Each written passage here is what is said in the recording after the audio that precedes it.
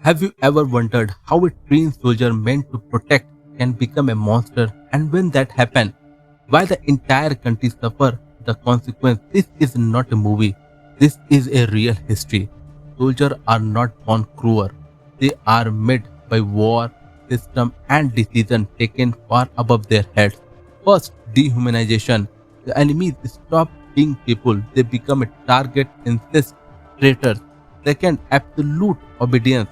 In war, refusing an order can mean prison or death. Third, constant fear.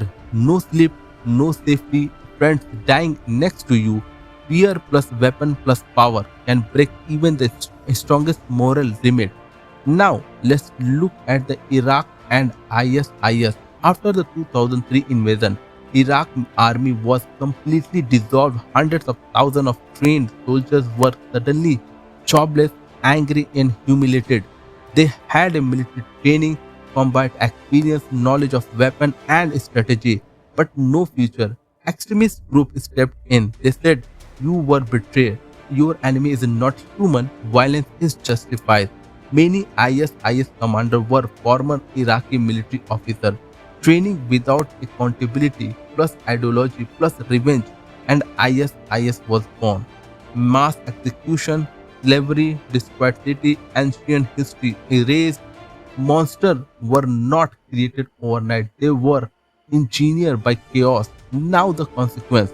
First, war criminals and global isolation, international sanction, military intervention. Second, endless hatred.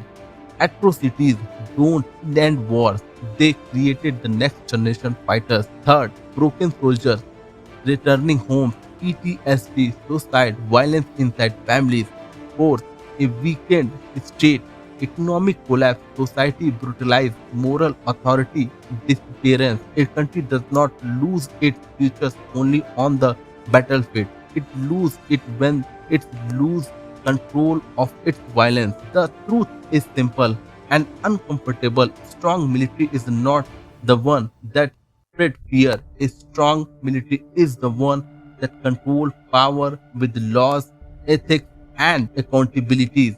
When a nation fails to do that, soldiers don't just fight enemies, they become enemies of the future.